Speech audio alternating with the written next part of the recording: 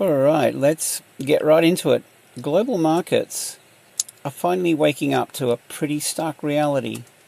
The world's most indebted advanced economy, well, it might not be able to defy financial gravity anymore.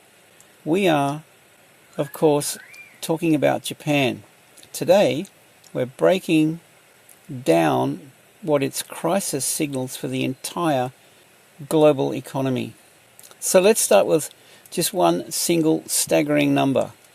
For decades, Japan's debt has been towering at about 230% of its GDP. I mean, it's more than double the size of its entire economy. For the longest time, this was kind of treated as this strange but harmless thing, something that existed outside the usual rules of economics. But believe me, that is all changing, and it's changing fast. So how in the world did we get here? And really, what does it mean for the rest of us? We're going to break it all down in 5 key stages. From the political gamble that really lit the fuse, all the way to the financial reckoning for a world that's basically drowning in debt. Okay, let's dive in. What was the trigger? Well, it all started with a radical and frankly pretty baffling new policy from Japan's new administration that just completely shattered this illusion of stability. For a long time, the world just got comfortable with Japan's debt. It was a fact of life. And everyone thought it was manageable because interest rates were pretty much zero. For 40 years, even as that debt just soared, the annual interest cost stayed stable. But that balance, well, it's just been broken. So get this, just 6 weeks into her new job, the new Prime Minister rolls out this massive spending blitz. And it's just stuffed with political giveaways. We're talking rice vouchers and cash splashes that didn't really seem designed to boost productivity at all, but to kind of mask the consequences of her own policies. The timing couldn't have been worse. And the reaction from the financial markets, it wasn't just negative, it was immediate and it was violent. This is the moment where financial gravity really started to pull everything back down to earth. Now, this chart tells a really dramatic story. For decades, Japan's bond yields, which is basically the interest rate the government has to pay to borrow money, they barely moved. Then all of a sudden, they spiked, almost touching 1.9%, a level we have not seen since 1997. Now, for a country that has lived on ultra low rates for an entire generation, even a tiny increase like this carries enormous consequences. This sudden spike immediately led economists to draw parallels to the UK's 2022 crisis. Right? They started warning that Japan was risking a catastrophic loss of market confidence. In short, investors were getting really nervous that the country simply couldn't afford its debts anymore. And this is where the real danger is. See, when your debt is this huge, rising interest rates create this vicious cycle. The government has to pay more interest, which makes its finances look even worse. And that, of course, spooks investors, who then start selling off Japanese bond stocks and the yen itself, which just makes the whole problem bigger. It's a classic doom loop. Okay, so let's keep going, because this wasn't just some domestic problem. It sent a massive shockwave through the world's currency markets. It's fundamentally changed the role of the Japanese yen forever.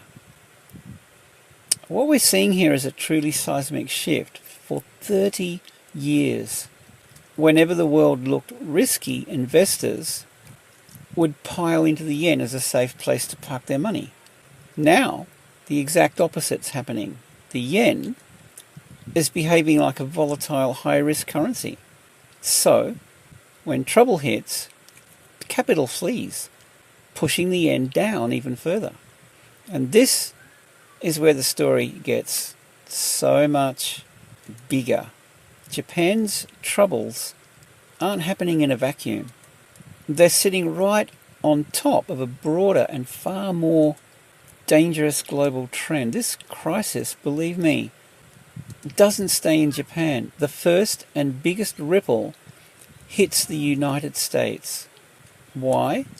Because Japan is the largest foreign buyer of US debt. Washington literally relies on Japan buying its bonds to help finance everything the US government does. So if Japan is in crisis and can't buy that debt, well, it becomes a major problem for America. And look, Japan isn't the only one in this boat. The other pillars of the global financial system, the US, China, and Europe, they're all carrying historically high levels of debt. They've all been able to manage it because of years of artificially low rates, but that whole era is over. Which brings us to our final and I think most critical takeaway. We have entered a new and dangerous financial era, one where high debt and high interest rates are colliding, leaving the entire world with almost no margin for error. The scale of this problem is almost unimaginable. Total global debt has reached a staggering $337 trillion. In an environment like this, the entire system becomes more fragile, more volatile, and way more interconnected. A shock in one major economy can just ricochet across the entire globe. Bottom line, as central banks around the world keep rates high to fight inflation, governments are getting squeezed and the consequences are brutal. More and more money has to go to interest payments, which leaves less for investment, less for social spending like health and education, and less capacity to fight the next recession. Please don't think this is some abstract theoretical problem. This is real. Well, it's the real world cost, let's put it that way. Right now, for 3.3 billion people, the debt crisis is already here, forcing their governments to choose between paying bankers and funding hospitals and schools. The era of financial exceptionalism, that time, or countries like Japan, could just run up endless debt with no consequences. It's clearly ending. And with it goes one of the world's most reliable shock absorbers. Japan's crisis is no longer some distant threat. It's the first major test of a global system that is overloaded with debt, and it forces all of us to ask a really uncomfortable question. Are we prepared for what comes next? We've got some really interesting times ahead. So on that note, I hope you have a fantastic day. If you gain something from the video, definitely give me a thumbs up, guys. Help the channel. Subscribe if you haven't already. Hit the bell for notifications. I'll be doing more videos like this. So with that, have a great day, and I'll see you in the next one.